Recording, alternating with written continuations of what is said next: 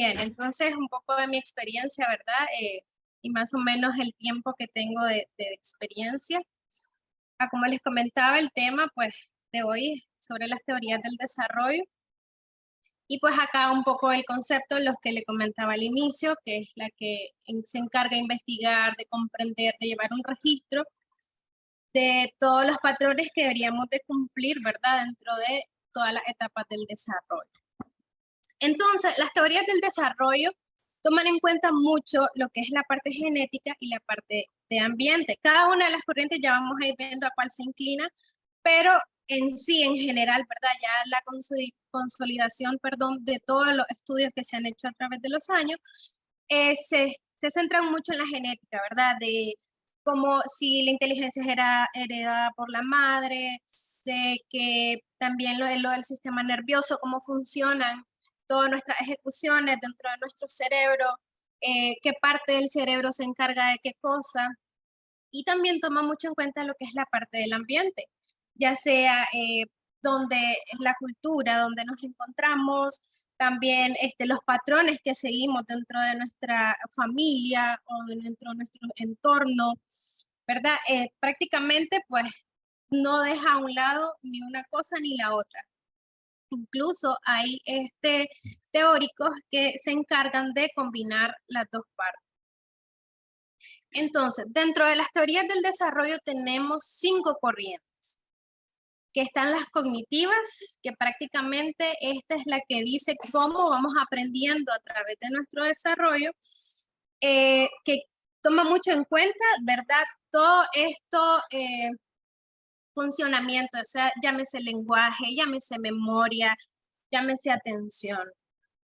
Está la parte psicoanalista, ¿verdad? Que dentro de la historia, la parte de psicoanálisis era muy como comentada porque se decía, no, una ciencia, no algo que se valide, no algo que realmente esté como la parte conductual que se decía, como es medible, como es observable, entonces es ciencia, pero el psicoanálisis, como se encarga de la parte interna, de la parte del inconsciente, que como son nuestras conductas, entonces se decía pues de que no era como la parte científica de la psicología.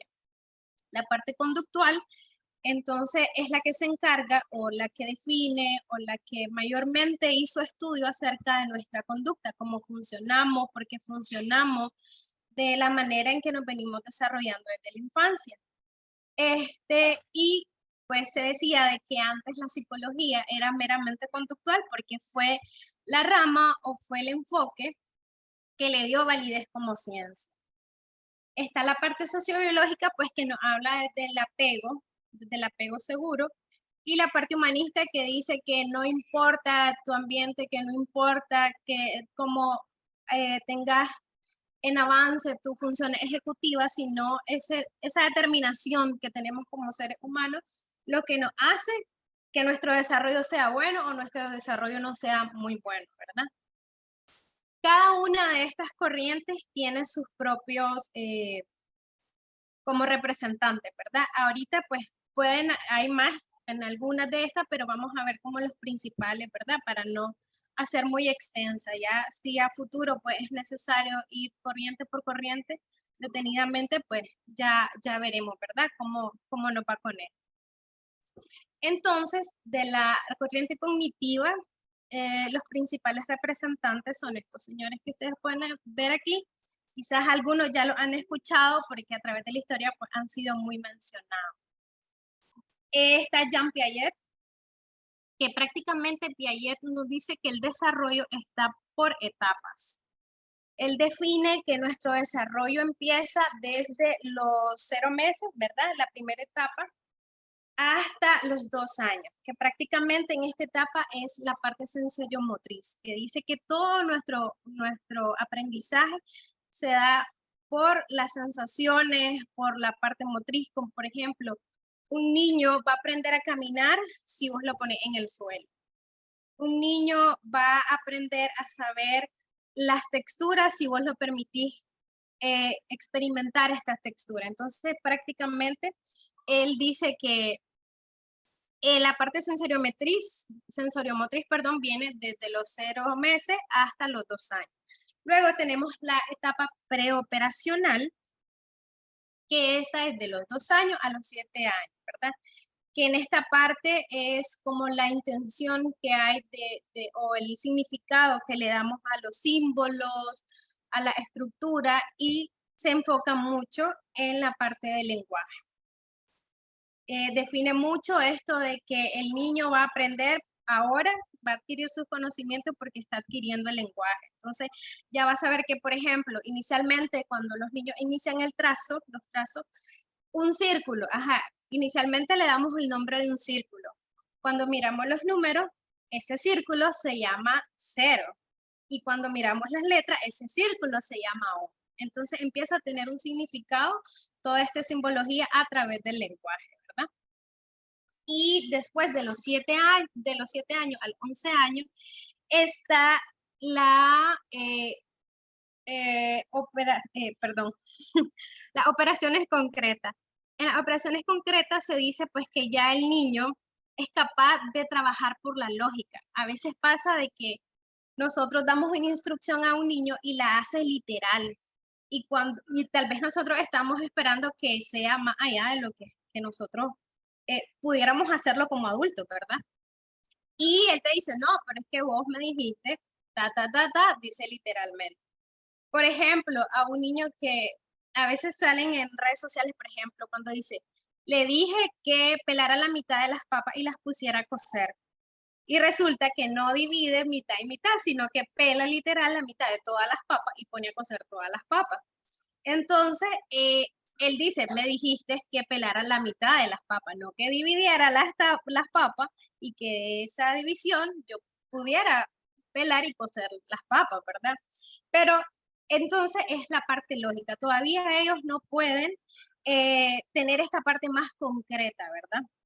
Y a partir de los 11 años a la adultez, ahí sí ya estamos hablando del pensamiento abstracto, que ahí es donde ya nosotros empezamos a formularnos hipótesis, a pensar en las posibilidades, a ir más allá de lo concreto, ¿verdad? A ir más allá de lo que es literal, por así decirlo, para los niños.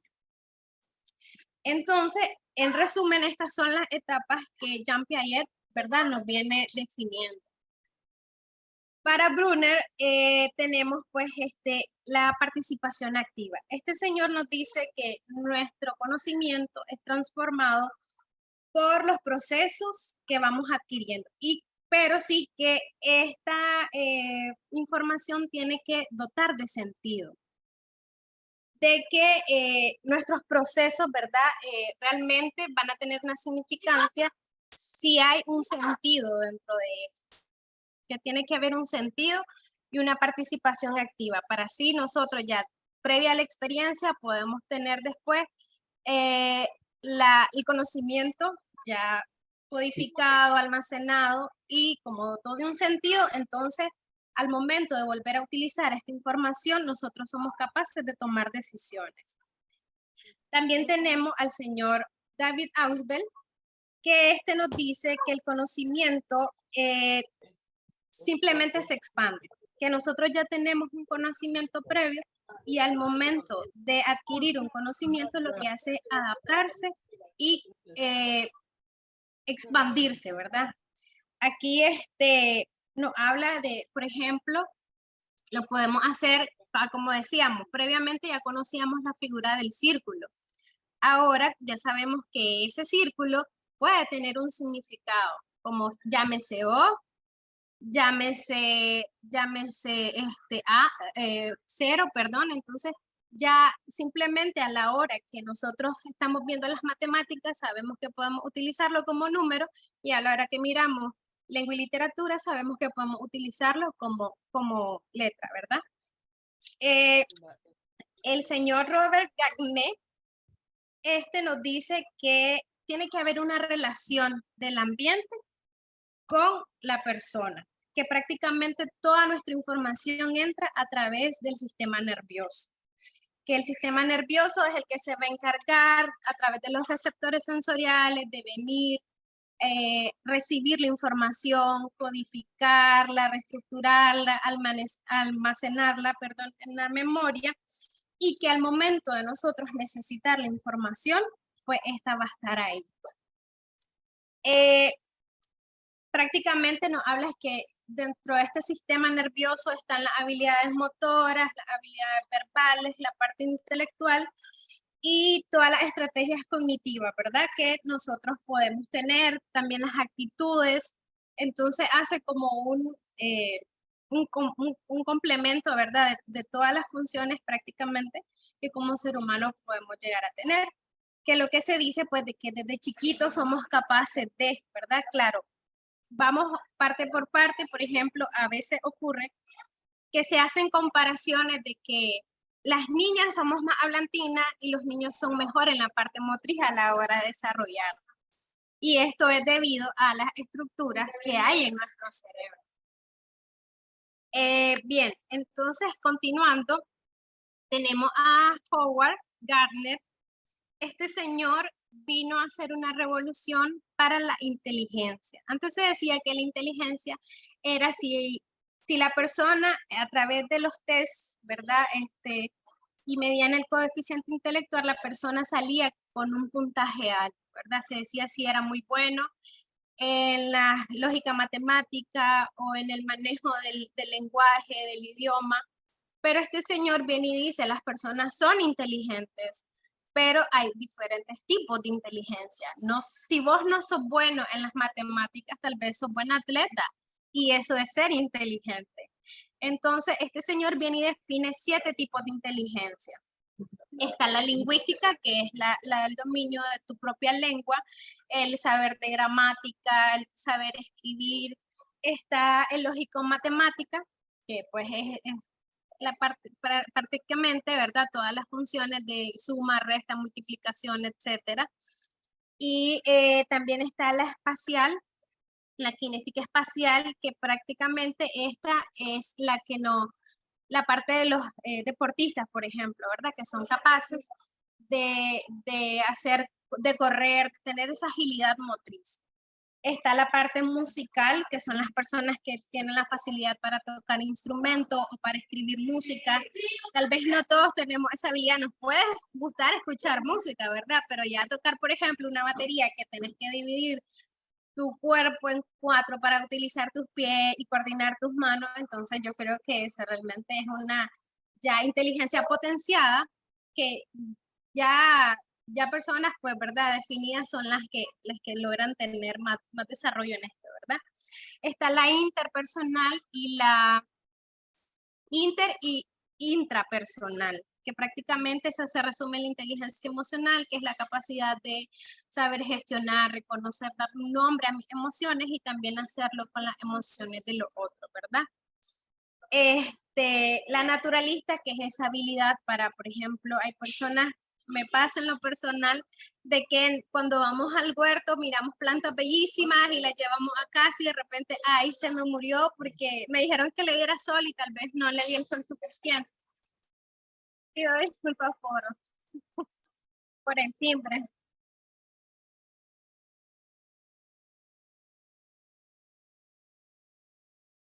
Ok, entonces, regresando, ¿verdad?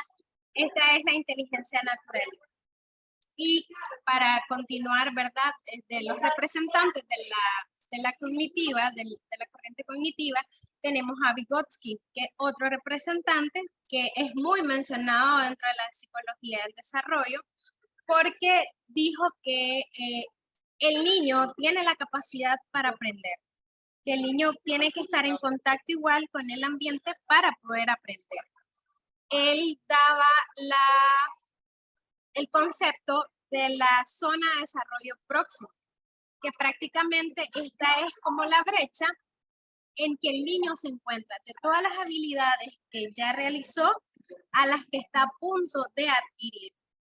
Es decir, un niño que ya sabe rodar, que sabe gatear, está empezando a dar sus primeros pasos, entonces está en una zona de desarrollo proximal a caminar bien. Entonces, en este punto entra el papel del adulto. El adulto es el que le va a ayudar, le va a dar las herramientas para que este niño logre cumplir con la habilidad que se está esperando que cumpla. A esta persona se le dice persona de andamiaje, ¿verdad? que sirve como un andamio porque le permite al niño como que logre, pero no es que le hace, ¿verdad? Sino que le brinda las herramientas o le motiva a que éste pueda cumplir con lo que se espera. Entonces, no sé si hasta el momento tienen alguna pregunta o están claros de estos representantes para continuar pues con los siguientes. Daniela, en el chat, Rosendo Huerta aporta, debemos asumir que el enfoque conductual es la interacción con el entorno o es exclusivo del medio ambiente. Bueno, la parte conductual ya la podemos ver más adelante, pero prácticamente la parte conductual lo que dice que debe haber un estímulo para que haya una respuesta.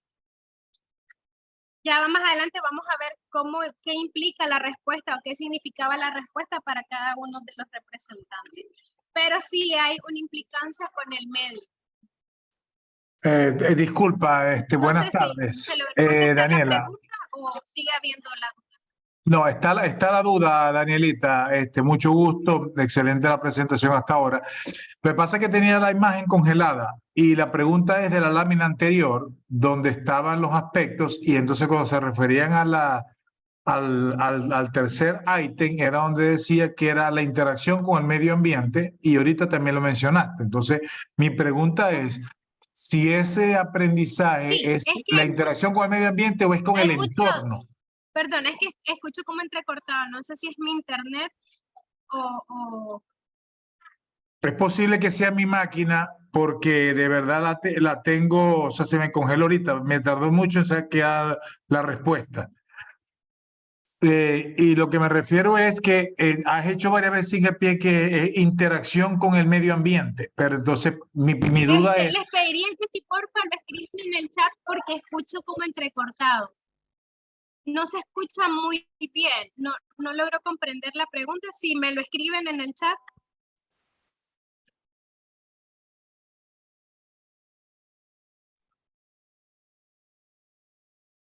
Ok, Rosendo, yo le leí tu pregunta a Daniela. Sí, tenemos alguna aportación. Ella no nos escucha muy bien, entonces si podemos poner la aportación o la pregunta dentro del chat para que Daniela pueda leerla, o en su caso yo la leo para que ella pueda atenderlo.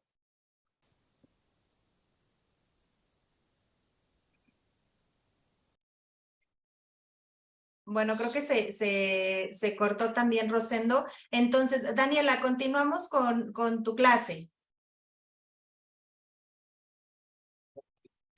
Creo que también Daniela se nos fue. Vamos a dar unos minutos en lo que Daniela se vuelve a conectar. No fueron los dos. Sí.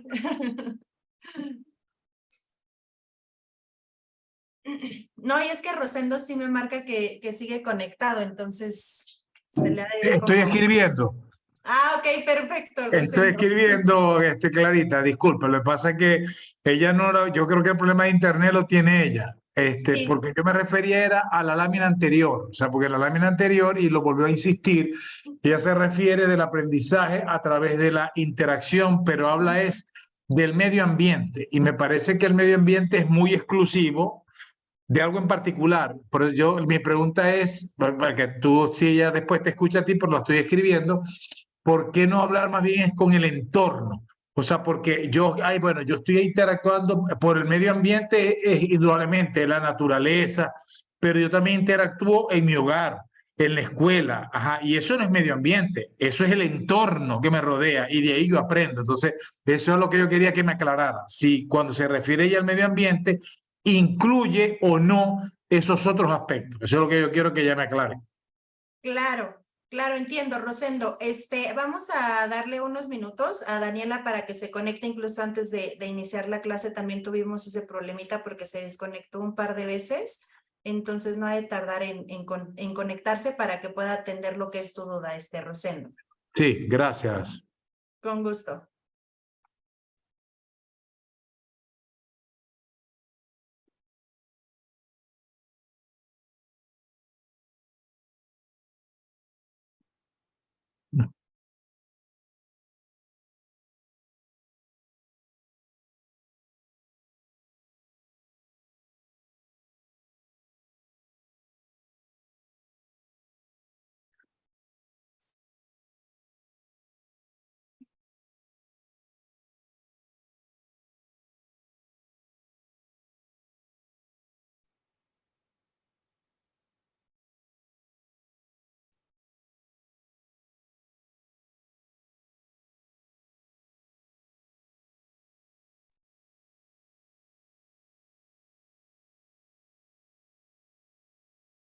Buenas tardes con todos, aprovechando.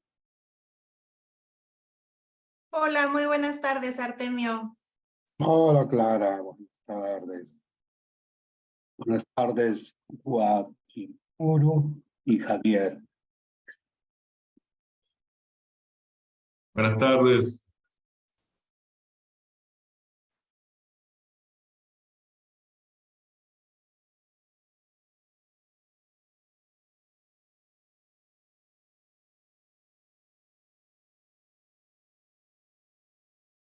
¿Qué pasa, Clara? Que te perdiste una clase en donde estuvimos más e interactuamos muchísimo.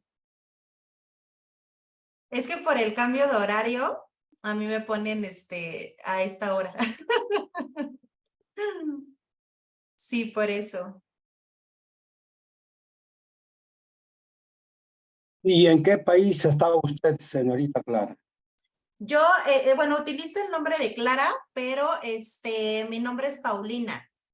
Paulina, utilizo la cuenta de Clara, pero mi nombre es Paulina y yo estoy en la Ciudad de México. Qué bien.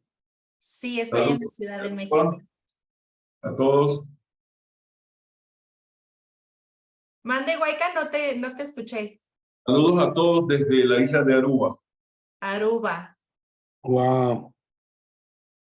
Mucha calor. Muchísimo. Te aseguro que no es más calor que el que hay en las Islas Vírgenes de Saint Thomas. Bueno, Eso estamos en el sí. Caribe. No es más calor que el que hace aquí, lo puedo asegurar. Bueno, qué pena que Clara no se ha podido conectar. Clara no, perdón. Daniela. Daniela, wow. Cristina Saludos nos a todos dice. desde Honduras, San Pedro Sula, la ciudad de los zorzales, la ciudad industrial, pero también caliente, caliente. Saludos. Saludos, Herminda. Qué bueno. Cristina nos dice que en Puerto Rico hace mucho calor también. Sí, Puerto Rico está cerquita, a 15 minutos de mí. Dios. Claro, por avión. Claro. 15 minutos en avión. Tú subes y cuando crees que vas a volar ya está bajando. Sí, claro. Nosotros estamos en invierno en Lima.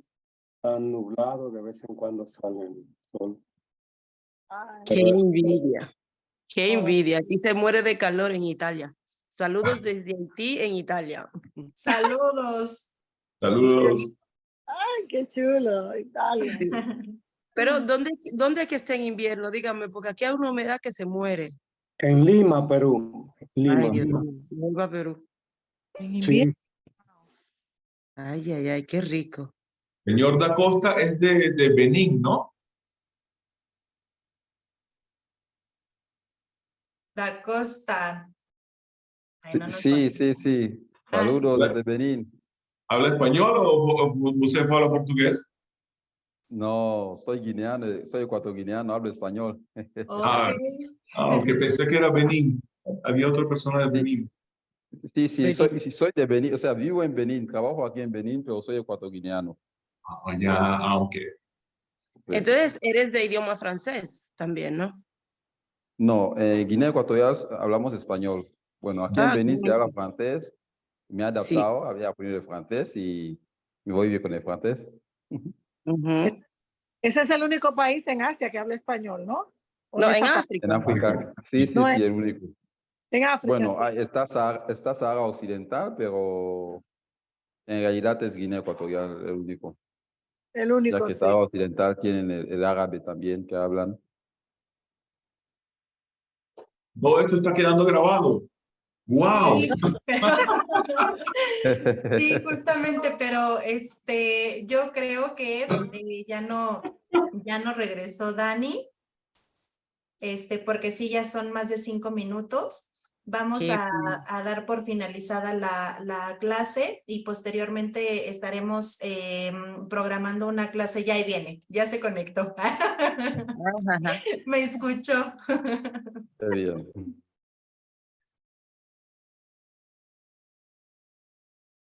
Se está conectando. ¿Y cuántos alumnos somos en total, Paulina? Los que están conectados ahorita, más de 30. Los que tenemos en la universidad son muchísimos. La verdad es que son miles de alumnos los que tenemos. Dios. Sí. Así es. Ay, Dani se volvió a desconectar. Aquí está, no, ya, aquí está. Pido una disculpa, no sé qué ocurrió con el internet, que de repente me sacó. Intenté regresar y no accedí. No, Pero tranquila, Daniela. no sé si había otra pregunta. Sirvió para que nos conociéramos. Ok. Sí, Rosendo tenía una pregunta. No sé si puedas escucharlo ahorita o a mí me escuchas un poco mejor. ¿Sí me escuchas bien, Dani? Sí, ahorita lo voy a escuchar. Ok. Entonces, Rosendo, ¿quieres hacer lo que es tu pregunta? Ok. No, ya no tenemos a Rosendo. Se nos fue, no nos quiso conocer. Ok, Entonces, bueno, si regresa podemos retomar su pregunta. Sí, y seguimos con lo que es tu clase, Dani. Ok. Perfecto. Vamos a compartir nuevamente entonces pantalla.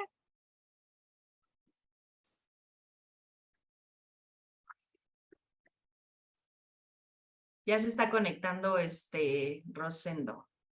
Ya puedes compartir lo que es tu pantalla, Dani.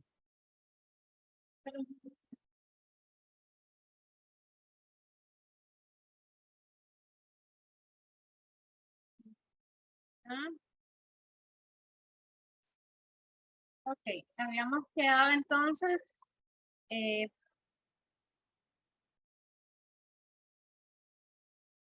vamos, ¿verdad? Ahora a la parte del psicoanálisis, ¿verdad? Inicialmente yo decía pues que el psicoanálisis no muchas personas eran con la afinidad porque decían de que no era una ciencia porque no era algo que habían comprobado, ¿verdad? Los mayores representantes son estos señores, Sigmund Freud y Erik Erikson, que Sigmund Freud, pues, ¿verdad? Denominado como el padre del psicoanálisis, y él pues nos habla de que hay una conciencia, está el inconsciente y está el preconsciente, que prácticamente la conciencia es todo esto que somos capaces de conectar, de recordar, de asimilar, que el preconsciente es como este medio, como decimos, este limbo entre lo que es inconsciente. El preconsciente es lo que nos permite todavía tener ciertos recuerdos a lo que está en el inconsciente, ¿verdad? Que el inconsciente dice que ahí están todos nuestros impulsos, están todos nuestros traumas, están todos estos eventos que nuestra conciencia prefiere no tenerlo ahí, ¿verdad? Entonces, Sigmund Freud hace una teoría sobre la personalidad que igual, bueno, toma el ello, el yo y el superyo. Que el ello prácticamente viene siendo toda esta parte biológica de nuestro impulso, ya sea el hambre, el sexo, el sueño, que prácticamente estas pulsaciones o estos impulsos lo que hacen es tener como satisfecho la parte placentera, ¿verdad? El ello es la parte que viene siendo de como ese mediador, ¿verdad? Como lo que nos dice, no, esto sí está correcto, no, esto no. Entonces, como lo que nos permite cómo debemos de actuar, ¿verdad? Y el super yo viene siendo esta parte moral, lo que nosotros crecemos e inculcamos, ¿verdad? Por ejemplo, si una persona tiene deseo de venir, ir al baño, entonces no es como que lo vas a hacer en la calle, porque tus padres te enseñaron que hay un momento para hacerlo, que tenés que salir listo de tu casa. Entonces es como, ¿verdad? Esta parte moral, esta parte de reglas y normas que nos han inculcado desde pequeños. Erik Erikson fue muy influenciado por Sigmund Freud, pero él, aparte de las pulsaciones y esto del inconsciente, también le agrega un valor social a su teoría. Bueno, Sigmund Freud también hace, ¿verdad? Esto de la etapa, yo se lo comentaba, lo estaba omitiendo, disculpen, y prácticamente dice que de los 0 años o 0 meses hasta como al año y medio, todos nuestros impulsos están inclinados a la parte oral. Que si notamos es cuando los bebés se meten los manitos en la boca o se sienten satisfechos por el hecho de succionar, de explorar y de conocer el mundo a través de la boca. Y eso se llama la parte oral, ¿verdad? Después viene la parte fálica, que prácticamente, perdón, la parte anal, que prácticamente es del año y medio, como a los 3 años aproximadamente, que nuestro como placer se define o se enfoca en el control de esfínteres, que es donde los niños empiezan a retener y a relajar los esfínteres. Entonces dice él que eso resulta placentero. La parte fálica, ahora sí, es prácticamente a partir de los 3 años, aproximadamente como a los 6 años. Esta parte es donde los niños empiezan a descubrir sus genitales. No tal vez con la intención que puede tener un adulto, pero sí la exploración, el conocimiento, empezar a sentir estas sensaciones, pero de manera más inocente. Y aquí es donde se establece el complejo de Edipo. Yo creo que, no sé si alguno ya había escuchado, y el complejo de Electra. Edipo prácticamente es donde el niño se enamora de mamá y Electra es donde la niña se enamora de papá, ¿verdad? Y es ahora sí, después de esta viene la parte de latencia, que prácticamente es de los 6 años como a los 12 años aproximadamente, que dice que aquí es donde se pierde un interés por completo de todo lo que detona la parte sexual. Ya después de los 12 años, que es donde entra la pubertad hasta la adultez, ya sí está directamente dirigida a los genitales, ¿verdad? Es la parte de la zona erógena. Y ahora sí, retomando a Erikson, ¿verdad? Les comentaba de que él, dentro de su aporte, toma mucho en cuenta lo que es la parte social. Igual, él tiene 8 estallidos o como 8 etapas que se van dando a través del desarrollo, desde que son bebecitos hasta la parte de adultez. En su estallido, él hace un versus, ¿verdad? Por ejemplo, en la primera tenemos que es la confianza versus la desconfianza, que prácticamente dice que esto va a depender mucho de cómo fue la relación que tuvo el bebé con la mamá. De que se va a crear un niño, por ejemplo, confiado si la mamá le dio toda la atención o todos los cuidados que ameritaba cuando él no se podía valer por sí mismo. Y esto es igualmente de los 0 a los 18 meses, ¿verdad? Ya de los 18 meses a los 3 años viene la parte de la autonomía y la duda. Entonces, ¿qué?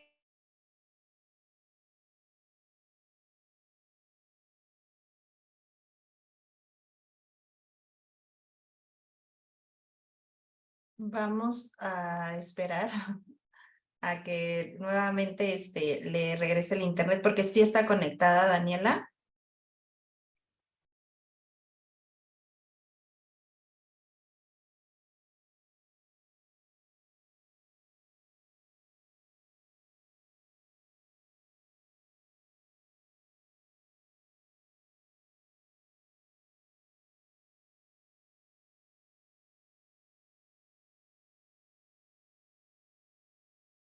No, ya se volvió a desconectar.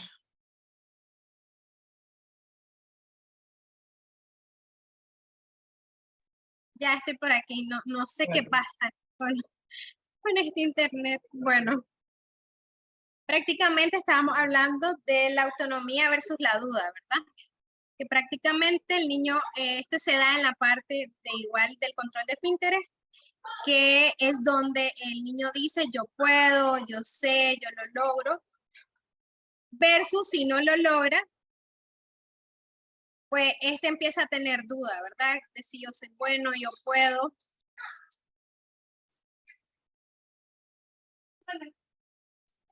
Entonces, la siguiente es la iniciativa versus la culpa, que esta se da de los 3 a los 5 años.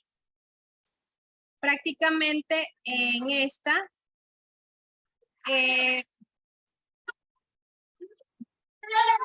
perdón, Juan, hijo, permíteme lo siento.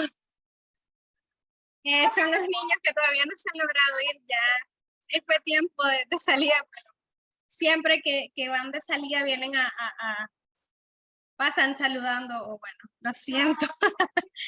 Ok, estábamos con la iniciativa versus la culpa, que aquí inicia el interés por relacionarse, ¿verdad? Que los niños están como ese interés de, ¿será que es mi amiguito? También le gustan los mismos muñecos, también. O esto de verdad, de la culpa de que como yo no puedo jugar a la pelota, entonces yo no soy muy bueno. Es que a mí los niños dicen que yo no corro rápido, ¿verdad? Entonces vienen esta parte, ¿verdad? Que si se dan cuenta es como muy importante en la parte social, ¿verdad? Algo que recalcaba mucho Eric. Después tenemos la laboriosidad versus la inferioridad, que es como el funcionamiento genuino que tienen los niños por empezar a ser independientes, porque no quieren que, por ejemplo, mamá esté hablando con la profe, porque yo puedo hacer mis tareas solo, no hay necesidad. Yo sé que si el tiempo con pantalla es limitado, yo lo puedo cumplir, no es necesario que me estén diciendo. Entonces, ¿verdad? Entra esta etapa. Luego tenemos la de la exploración de la identidad versus la difusión. Que prácticamente aquí, como en la etapa anterior, los niños empiezan a explorar esta independencia, esta se da en la adolescencia, ¿verdad? Entonces es como que ya yo no necesito de nadie, ya sé cómo funciona el mundo, entonces yo tengo la vida resuelta. No es necesario que mamá y papá a mí me estén diciendo qué es lo que hay que hacer, ¿verdad? Después de esta tenemos la intimidad la intimidad frente a aislamiento. Prácticamente aquí ya empezamos a tener como ese sentir de yo quiero algo serio. Para mí es importante definir mi futuro, saber qué carrera voy a tomar. Esta se da de los 20 a los 40 años, ¿verdad? Empezamos a definir yo quiero esta carrera, yo quiero tener esta familia, yo quiero pertenecer a tal grupo. Entonces como que empezamos a tener en concreto cuáles son las acciones que debemos de tomar para lograr lo que estamos planteando. Después tenemos la generatividad versus el estancamiento. Esta parte se da de los 40 a los 60 años, que es, por ejemplo, donde empezamos a ver que los abuelitos empiezan a hacer más alcahuete, te dicen, no importa, yo te cuido a los niños, porque quieren sentir que todavía pueden ser útiles. Es la parte donde el ser humano dice, yo ya trabajé lo que tenía que trabajar, yo ya hice mi carrera, ya cuidé a mis hijos. Entonces, pero para no perder ese sentido de utilidad, empiezan a, por ejemplo, hay personas que empiezan a hacer ejercicio o empiezan a dar clases, las personas que se jubilan, por ejemplo, mucho aquí ocurre en Nicaragua es que los que son médicos quizás ya no trabajan para una institución, pero ellos dan consultas aparte. Sin necesidad tal vez a veces de generar un ingreso, sino por sentir el hecho de que son útiles todavía. Y ya después, a partir de los 60 años, es donde entra la parte de la integridad frente a la desesperación. ¿Por qué? Porque prácticamente ya pues nuestro cuerpo, ya después de los 60 años, no tiene la misma vitalidad que puede tener cuando teníamos 20, ¿verdad? Entonces ya las personas entran como un estado de resignación que dicen, no, pues ni modo, ya hice lo que hice, ya ahora solo esperar a ver qué pasa, tener un papel más pasivo, ¿verdad? Y también algo que enfrentan mucho en este tiempo es la parte del duelo, porque las personas con las que ellos se han desarrollado, han compartido, empiezan a tener, ¿verdad? Pérdidas. Empiezan, por ejemplo, tu amigo de la secundaria falleció, que tu amigo de la universidad falleció, que tal amigo falleció. Entonces, empiezan como a caer en esta realidad de que en algún momento también ellos van a tener que cumplir, pues, como dicen, su misión. No sé si aquí tienen alguna duda con estos representantes. Si no, pues pasamos a lo siguiente. Sí, Lina. Sí, Daniela, ¿cómo está? Bien, desde Perú, saludos para todos por allá, por favor. Me da gusto saber que es un grupo muy bonito, con mucha mistura, ¿no? Y ahí en esa diversidad es importante. Sí, compartir el hecho de la relevancia que toman estos dos personajes, por considerarlo, bueno, a Sigmund Freud como la primera fuerza, ¿no? Que aparece en un determinado momento a cambiar todo lo que se percibía acerca después del estructuralismo, funcionalismo. Aparece pues Sigmund Freud con la teoría pues psicoanalítica, como usted muy bien lo ha explicado, ¿no? Como esa etapa de desarrollo, como que se da, pero se fija evidentemente en la energía libidinal, ¿no? Y mientras que Erik Erikson y con muchos otros fue parte de la teoría neopsicoanalítica, ¿no? Que eso no es que se opusieran a Sigmund Freud, sino que como que dieron una vuelta ya no a la energía libidinal como influencia de la etapa de las etapas de desarrollo, sino la parte de la influencia del contexto, ¿no? La parte social que influía en el desarrollo del ser humano y que va contextualizando en el sujeto el desarrollo de la personalidad. Y otra diferencia que se encuentra en Sigmund Freud y Erik Erikson es justamente también que para Sigmund Freud pues era más importante la etapa inicial, ¿no? La primera infancia, mientras que para nuestro estimado Erik Erikson pues era más contextualizar que todas estas etapas se lleguen a cumplir y ejecutar hasta el final de manera positiva, de tal forma que puedan gerenciar el desarrollo, digamos, el cierre de la etapa que ya usted habló de la parte de la desesperanza, ¿no? Donde de repente quizás no se debería desarrollar eso, sino más bien que se promuevan otros aspectos en la vida del ser humano, donde prevalezca la sabiduría, ¿no? Y más que el arrepentimiento, no haber logrado ciertas cosas, la depresión, la situación de ansiedad, ¿no? Entonces es interesante, estas dos propuestas para poder explicar la etapa de desarrollo y que evidentemente cada una de ellas, desde la postura de Sigmund Freud, pues se van a desarrollar ciertas patologías por la prevalencia del yo, del super yo y el ello, y mientras que en Erik Erikson el no cumplimiento de cada una de las etapas, una situación donde no se cumpla o hay una fijación ahí, va a producir un desarrollo de personalidad característica, ¿no? Eso quería compartirle también, Danielita, más bien, gracias por sus aportes, muy gentil.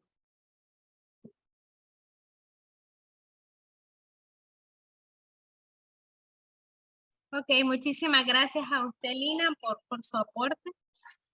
Así es, cada uno pues sale como de esto que venían diciendo anteriormente, entonces el aporte es vital, ¿verdad? En cada uno, porque al final, ya ahorita, ¿verdad? En la actualidad, para nosotros poder venir y decir si algo está dentro de lo típico, tenemos todos estos conocimientos previos, todos estos estudios previos y nos permiten tener una visión más amplia, ¿verdad? De lo que es el ser humano como tal, no solo es conducta, no solo es cognitivo, no solo es personalidad, sino un todo. Entonces, ahora vamos a pasar a la parte conductual. Inicialmente les decía que esta rama conductual fue la que le dio como el nombre de ciencia a la psicología y antes se creía que solo era el conductismo psicología porque permitió, ¿verdad?, que fuera medible, fuera contable, fuera algo que se concretizaba como tal. Los representantes, ¿verdad?, de estos, voy a iniciar con Iván Pavlov, que yo creo que ya muchos se han conocido también por los experimentos que han realizado a través de la historia, y prácticamente Pavlov lo que nos habla es del condicionamiento clásico, ¿verdad? Que lo que se decía es que para un estímulo hay una respuesta. Lo que nos decía Iván Pavlov prácticamente es que cuando hay un estímulo similar, va a haber una respuesta similar. y a esta se le dice estímulo condicionado y respuesta condicionada, ¿verdad? Prácticamente. El experimento más boom, ¿verdad? De Iván Pavlov prácticamente fue el del perrito, que inicialmente la intención de él no era ver las respuestas, por así decir, que se generaba.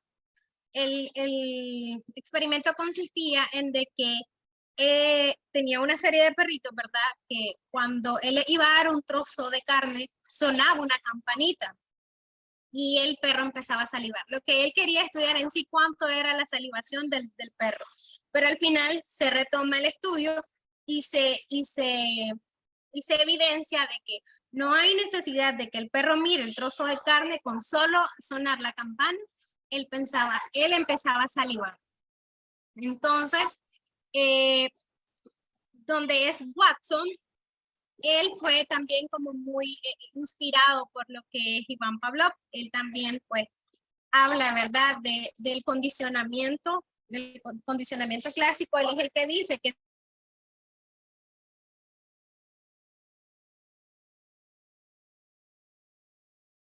es que a pesar de que haya un estímulo nuevo, va a haber una respuesta, va a haber, ¿verdad?, un reflejo ya existente. Por ejemplo, en este caso, el susto, ¿verdad? Podemos decir. Ya nosotros todos en algún momento hemos tenido algún susto. Entonces, el estímulo puede ser un grito y nos asustamos. Puede ser la bocina de un camión cuando vamos por la calle y igual nos asustamos. Entonces, sin importar el estímulo, siempre vamos a tener una respuesta, ¿verdad? El experimento que realizó Watson fue con un pequeño niño que se llamaba Albert. Este niño prácticamente lo que hicieron fue eso a través del miedo, ¿verdad? Al niño lo ponen en un mismo espacio con una rata blanca. Y, si me permite. Bueno, ya se fue. Permítanme.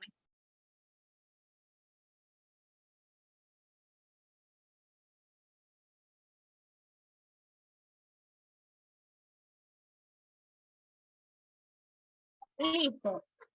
Entonces, el experimento fue con Albert, que lo colocaban dentro de un mismo espacio con una rata blanca, pero el niño inicialmente, cuando ve la rata, no le produce ningún estímulo. Simplemente es como, hay un animal, la curiosidad. Pero lo que empezaron a hacer fue que al presentar la rata, sonaban con un martillo un espacio de metal. Y el sonido le producía miedo al niño, ¿verdad? Entonces, prácticamente después no había necesidad de hacer el sonido para que el niño, cuando mirara a la rata, tuviera miedo. Después tenemos, ¿verdad?, a Skinner, que igual es otro conductista muy conocido, pero él habla del condicionamiento operante, y lo que nos dice es que no importa el estímulo, sino la respuesta que se va a condicionar, ¿verdad? Que no importa el estímulo de dónde proceda o cuál sea el tipo de estímulo, que lo que hay que enfocarse es en el tipo de respuesta que va a haber. Y él lo que hace es el experimento de unas ratas, que dicen que las ratas tenían que tocar una palanca. Entonces, esta palanca, al ser tocada, lo que ocurría era que salía comida. Entonces, cuando salía comida, lo que hacía la rata era continuamente estar tocando la palanca. Pero también había un momento en lo que la palanca lo que detonaba era una descarga. Entonces la rata inmediatamente dejaba de hacer continuamente el toque de la palanca, ¿verdad? Entonces por eso él decía que no importa el estímulo, sino la respuesta que se va a generar. Y después tenemos a Albert Bandura, que prácticamente él dice que para que el aprendizaje o nuestro desarrollo se dé, tiene que haber un estímulo. Tenemos que estar entrelazados con el ambiente. Que todo nuestro aprendizaje se da a través de la observación. Que por eso es que nosotros hacemos las conductas porque hemos aprendido observando las conductas de los otros, ¿verdad? Dice que el aprendizaje puede que sea positivo o negativo, que eso va a depender en relación de cómo nosotros observamos y aprendimos este comportamiento, ¿verdad? La parte sociobiológica, pues prácticamente está este representante que lo que nos habla es de un seguro apego, de un apego seguro, perdón. Es decir, de que si hubieron vínculos bien establecidos durante la infancia, que como les decía, si la mamá, el papá o el cuidador de este pequeño, cuando tenía las necesidades satisfechas, tenía ese amor, esa dedicación, esa atención, entonces la persona se va a desarrollar de una manera adecuada. En la parte humanista tenemos a Abraham Maslow, que creo que también es otro representante que ya quizás muchos conocen, que es el de las pirámides, ¿verdad? De las necesidades, que él dice que para que una persona sea súper completa, esté satisfecha, tiene que ir haciendo una pirámide y cumpliendo estas necesidades. Prácticamente en la parte más baja de las necesidades, la pirámide inicia de abajo hacia arriba. Prácticamente dice que lo que hay que hacer aquí es tener satisfechas todas las necesidades básicas, fisiológicas, haber comido, haber dormido, tener la parte también sexual, habla de esto, para que la persona pues tenga una autorrealización. Es decir, que alguien, él decía, si una persona no duerme, no va a poder ser capaz de venir y hacer más allá porque no tiene satisfecha esta necesidad, ¿verdad? Después tenemos las necesidades de seguridad, que prácticamente aquí es donde la persona, si ya tiene satisfecha, ¿verdad?, las primeras necesidades, entonces busca un sentido de protección, un sentido de estabilidad, un sentido de que alguien, si yo me siento con miedo, pues recurro a alguien y me da protección. Que si yo siento que no puedo entender algo, entonces busco a alguien, me explica, entonces tengo comprensión. Entonces prácticamente teniendo luego estas necesidades satisfechas, pasamos a las necesidades de afiliación, que prácticamente esto es el no sentirse solo, tener la necesidad de pertenencia de alguien, estar dentro de tu familia, sentirse comprendido, ya sea por un grupo social, puede ser la iglesia, puede ser un club social, puede ser un club de lectura, etcétera, ¿verdad?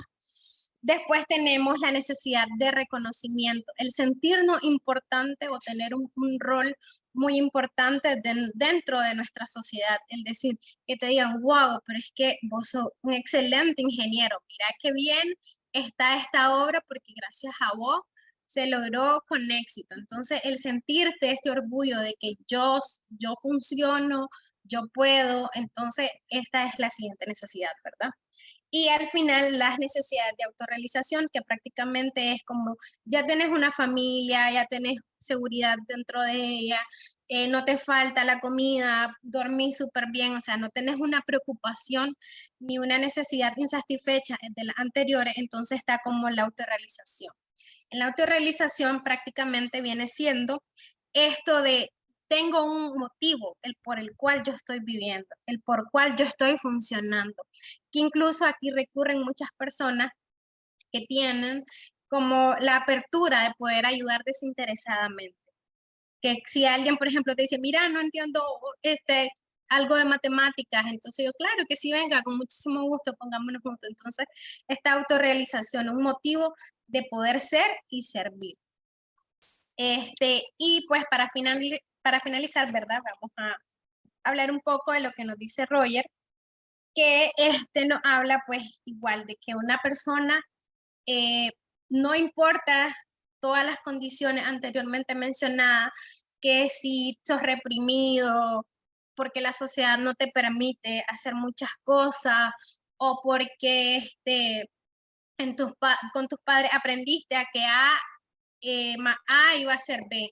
Entonces que todo lo anterior, todas las cosas que han dicho anteriormente, para él dicen que no tienen como demasiada validez, sino lo que importa es la autodeterminación. ¿Qué tanto yo estoy motivado para ser quien quiero ser? Entonces, él nos habla de 7 como puntos clave, ¿verdad? Que tiene una persona que tiene, que es, perdón, altamente funcional, ¿verdad?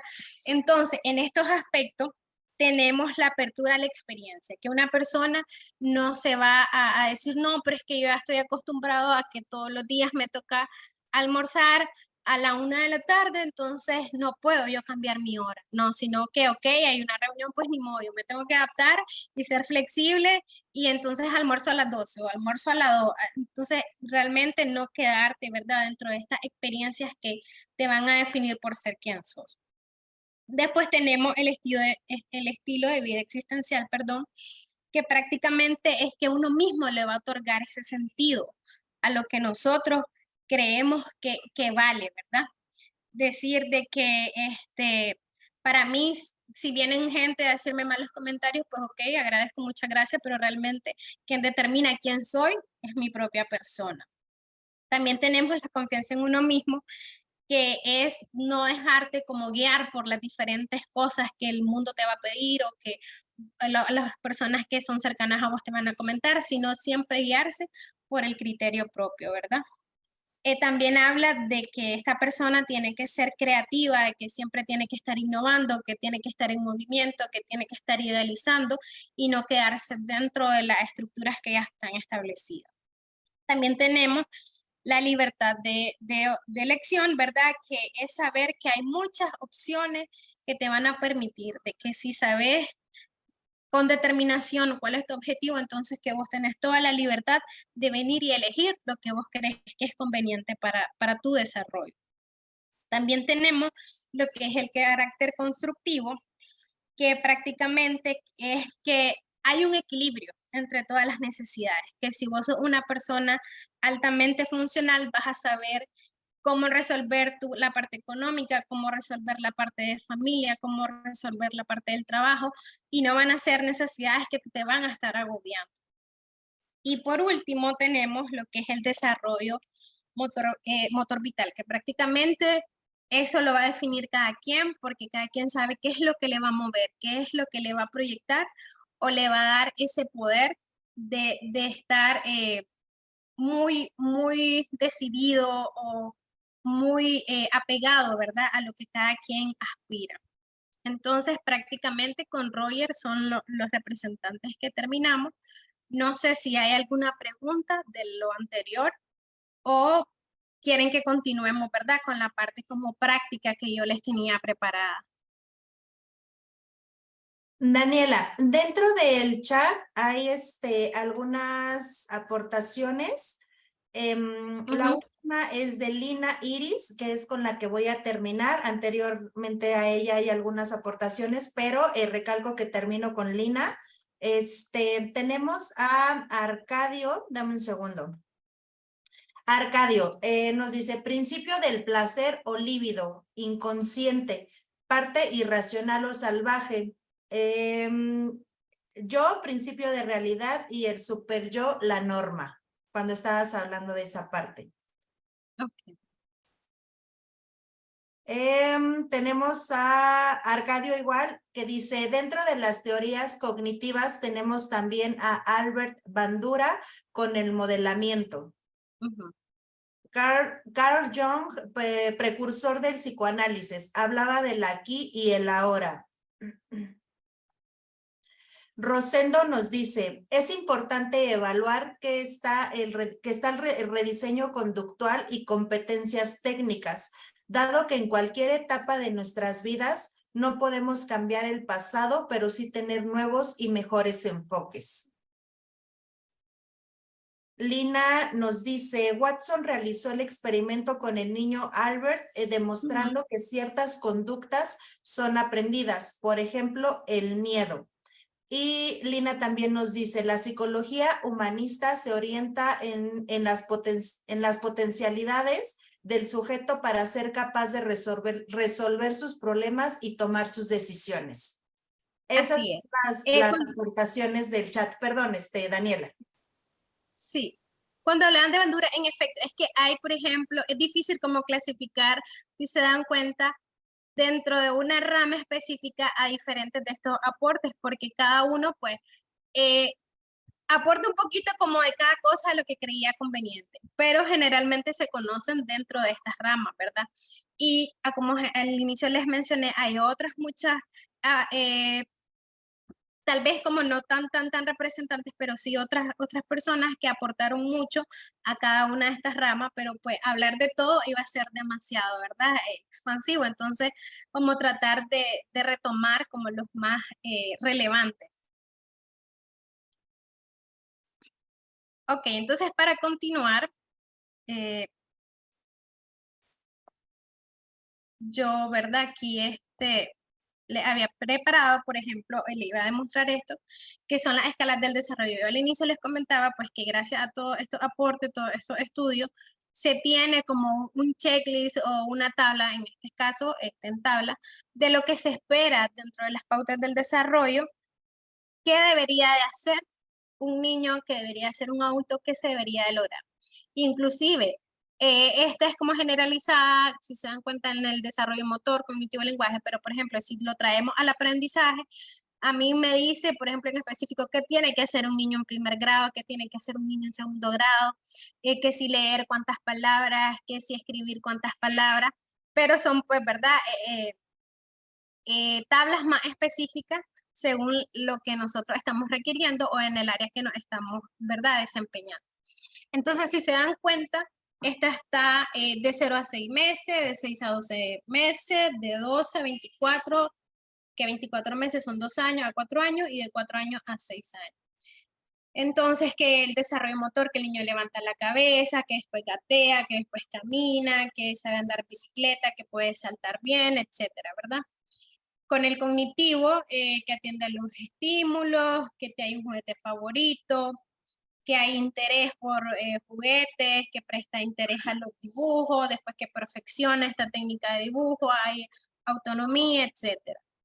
Con el lenguaje, pues, sabemos que el inicio es esto del llanto, que si balbucea, después que dice las primeras palabras, después inicia, por ejemplo, a unir las palabras como mamá, agua, o dame leche. Entonces, ya después el lenguaje se va perfeccionando, aunque en algunos fonemas, por ejemplo, en vez de decir perro, pueden decir pelo, tienen todavía ciertos fonemas que no pueden pronunciar bien, ¿verdad? Pero es típico o es esperado dentro de esta edad. También tenemos la parte social, que hay una dependencia por los padres, que después muestra interés por estar con un grupo, que después busca cómo ser más independiente, jugar con otros niños, viene el tiempo de rabieta, después disfrutar, ir al parque, etcétera, ¿verdad? Entonces estas son como bastantes generalidades de qué se puede esperar dentro de estas edades para las etapas del desarrollo. Entonces, aquí yo tenía un poco un estudio de caso, que prácticamente esto lo hice igual así bastante general, no un tanto más clínico, ¿verdad? Como generalmente lo podríamos hacer si fuera un estudio real, ¿verdad? Entonces, prácticamente yo aquí quiero como que se tomen el tiempo de poder participar y ver desde lo que hemos aprendido qué cosas podríamos hacer, qué le podríamos recomendar o qué hacer, ¿verdad? En un caso hipotético. Entonces, prácticamente este es un estudio de caso que dice, Luca es un bebé de 11 meses, el embarazo de su mamá fue sano y su parto fue sin riesgo, hijo único, no tiene hermanos, el bebé lo cuida una niñera, ya que ambos padres trabajan, los padres están preocupados ya que el niño no habla y se comunica señalando. Entonces, si nos regresamos en el lenguaje, ¿qué debería hacer a los 11 meses un niño? Vamos a regresar. A los 11 meses que está aquí en el lenguaje, debería decir sus primeras palabras, ¿verdad? Con la hipótesis, entonces, nos viene y nosotros decimos, ok, ¿qué podría hacer? Entonces, que hay un desfase en el desarrollo, tal vez no significativo, pero sí hay un pequeño desfase.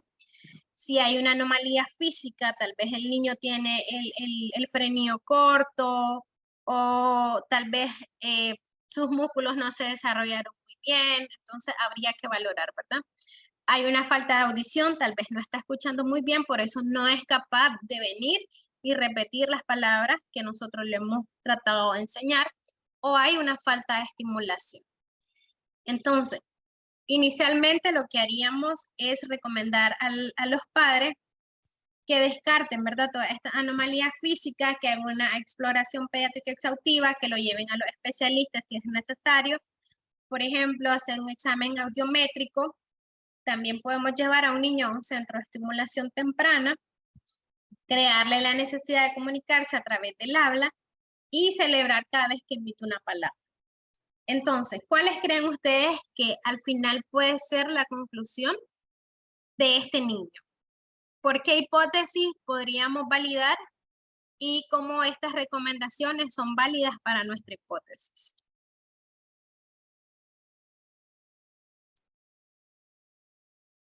Si alguien quiere participar.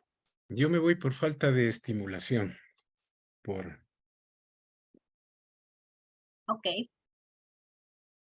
En otros casos, perdón, yo pienso que el niño no quiere hablar es porque tampoco tiene suficiente contacto con niños de su edad. Y además de eso, bueno, hablo desde mi experiencia, ¿no? Tengo un niño ya de casi de 2 años que tampoco habla y creo que es porque su entorno, su contexto está con personas adultas que a veces en vez de estimular el habla o de ver los miedos que tiene el niño, lo único que se hace es sobreproteger o mimar. Entonces, en este caso hay padres que son con hijos únicos y en vez de darles la confianza, la estimulación, el desarrollo perfecto, mimamos al niño y el niño no tiene la necesidad exacta para hablar, porque él todo lo puede hacer por señas. Entonces, en este caso, el miedo es una parte fundamental en el desarrollo del habla del niño. Y ahí sí sería de irnos tal vez por una estimulación temprana de acuerdo al contexto de cada niño. Gracias. Perfecto. Voy a interrumpir un poquito. Dani, vamos a hacer nuestras intervenciones un poquito cortas porque ya nos pasamos algunos minutos de la hora, ¿vale? Muchas gracias. Sí. Ok, si gustan, continuamos entonces. ¿O alguien más va a hacer una participación? Puedo decir, sí. Yo primeramente revisaría a la niñera, porque puede ser que no esté estimulando bien al niño, y mandaría al niño a un centro de estimulación temprana para que pase más tiempo con niños y esto, y eso sería. Okay. Pero revisaría muy bien la niñera, porque no lo está estimulando, tal vez lo deja solito, no le habla, lo hace callar, el niño también tiene miedo de hablar y puede ser eso. Okay. Bueno. Daniela. Yo creo que particularmente por acá, Rosendo, siendo bien breve, realmente para dar una conclusión pueden ser muchas y todas las que he escuchado pueden ser válidas. Lo que habría es que validar en base a las hipótesis que nos planteamos, ¿verdad? ¿Qué logramos validar de las recomendaciones? Porque si yo descarté las anomalías físicas, pero ¿qué pasa si hubo una anomalía física? O sea, lo llevé al médico y hay una anomalía. Entonces ya esa conclusión está asociada a esa anomalía. Porque aquí tenemos algo bien general, pero realmente es contra qué. Y la prueba es, o sea, la conclusión es con base a que yo hice un estudio, un análisis y con base a esa recomendación lo logré. Incluso que no está allí, pero parte de esa valiosa tabla que nos mostró nuestra facilitadora del día de hoy, recordemos que eso es un promedio de lo que ocurre, pero hay desfases. O sea, hay niños que hablan mucho antes y otros que hablan mucho después. Pero eso que está allí, bueno, ya a los 11 meses debe estar dando las primeras palabras. Ese es el promedio, pero hay unos que lo hacen mucho antes y otros mucho después. Entonces, hasta parte de eso puede estar que él está fuera del promedio con respecto a esa tabla. Esa es mi aportación. Ok, muchas gracias. ¿Alguien más? Terminamos contigo. Sí, sí, señorita Clara. Puedo participar, ¿verdad? Bien, gracias, perfecto, gracias. Bien, sí, yo comparto la opinión de todos y cada uno de los que han participado y de Rosendo también. Es muy cierto, hay que tener que determinar qué situación puede haber afectado, ¿no? O esté afectando al niño. Y si nos centramos en el tema de la estimulación, consideremos que aquí los padres están preocupados, dice, porque el niño no habla y se comunica señalando. Y sabemos que en esta etapa el niño aprende por asociación, y mucho tiene que ver las imágenes, la pronunciación adecuada del niño, y creo que el tema de la estimulación temprana se centraría, si fuera el caso y no si hubiera descartado otros problemas de otro tipo, el neurológico, el físico, porque la actividad motriz va ligada a la actividad del lenguaje. Creo yo que habiéndose descartado y solamente quedando el tema de la estimulación, que pienso que se podría trabajar desde la memoria asociación, los dibujos, la música, que ayuda mucho, y otros elementos que facilitan en el niño la pronunciación. Y retomo lo que dijo la señorita también ahí sobre la niñera. Sí es importante también que se eduque a la niñera en este proceso de estimulación para que también ayude dentro del proceso de cuando el niño se encuentra en casa. Eso es todo. Gracias. Ok, muchísimas gracias. Entonces, la conclusión que daban la mayoría creo que es bastante acertada desde mi experiencia, ¿verdad? Y es sobre la estimulación temprana, porque a pesar de que puede haber una anomalía física que requiere operación, después va a haber una rehabilitación. Y la estimulación temprana entonces, realmente permite no solo compensar, ¿verdad?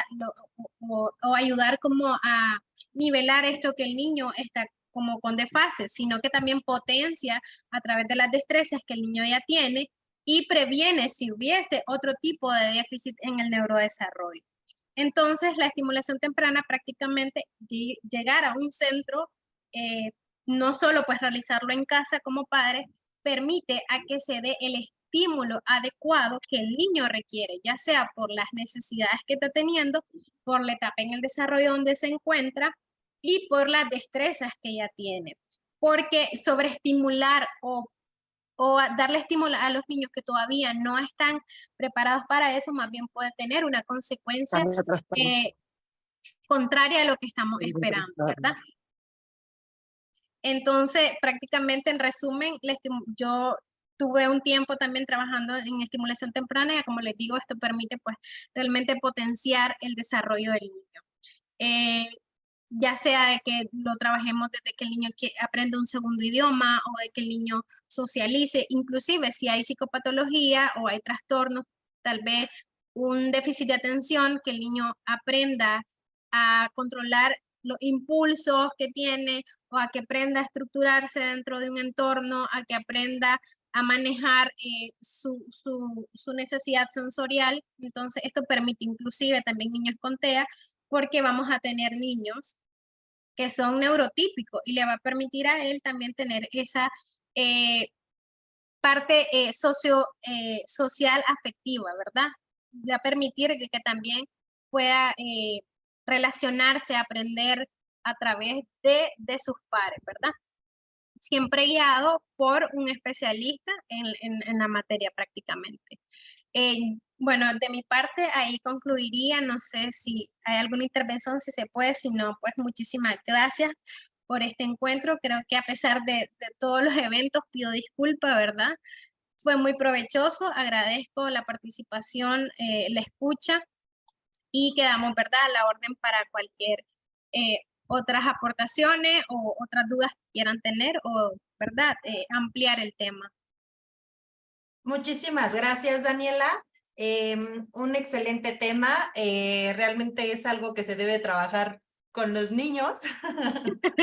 es tener también mucha paciencia, considero yo. Entonces, excelente tema. De verdad, muchas gracias por compartir tu conocimiento, Daniela. Trabajas con niños, qué mejor experiencia. Y muy agradecida también con todas las personas que estuvieron conectados. Yo los veo el día de mañana. Que tengan una excelente tarde y les mando un abrazo súper fuerte. Muchísimas gracias a todos. Gracias, Clara. Gracias también a la expositora muy excelente desde Honduras.